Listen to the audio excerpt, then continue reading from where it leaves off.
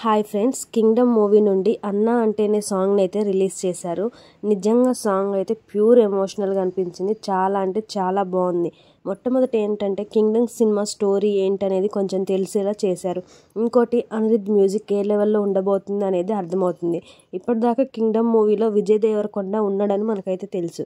So తనకు పోటీగా సత్యదేవ్ కూడా యాక్ట్ చేస్తున్నాడని తెలిసిన తర్వాత నాకైతే ఈ మూవీ పైన ఎక్స్పెక్టేషన్స్ ఇంకా పెరిగాయి. సో వీడియోలోకి వెళ్లే ముందు ఏంటంటే సత్యదేవ్ గురించి చాలా మందికి తెలిసే ఉంటుంది.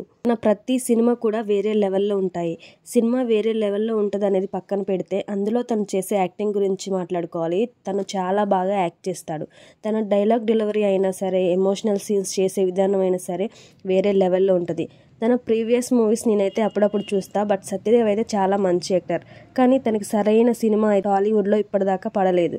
సో ఈ కింగ్డమ్ మూవీ అవ్వబోతుంది అనేది క్లారిటీగా అర్థమవుతుంది. ఇంకా ఇందులో అనిరుద్ వాయిస్ అయితే మామూలుగా లేదు. ఎమోషనల్గా మనల్ని కనెక్ట్ చేసేసాడు.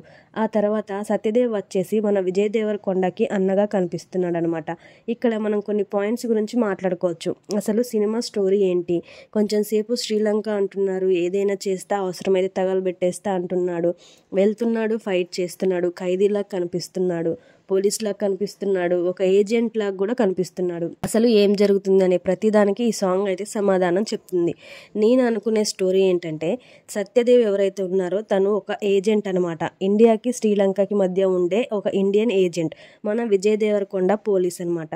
సత్యదేవ్ ఒక ఆపరేషన్కి వెళ్ళి చనిపోతాడు లేదా కిడ్నాప్ అయిపోతాడు. తన అన్నని తను తిరిగి తెచ్చుకోవడం కోసం తన అన్నని చంపేశారు అనే దాని మీద ఎలా రివెంజ్ తీర్చుకుంటాడు అనే కాన్సెప్ట్ మీద అయితే ఈ మూవీ ఉండబోతుంది. లేదా అన్ననే మెయిన్ విలన్ అయి ఉండొచ్చు. అన్న తమ్ముళ్ళు శత్రువులుగా ఎలా మారిపోయారు అనే కాన్సెప్ట్తో కూడా ఈ మూవీ ఉండొచ్చు అని నాకైతే అనిపిస్తుంది. మీకు ఏ విధంగా అనిపిస్తుందో కామెంట్ చేయండి.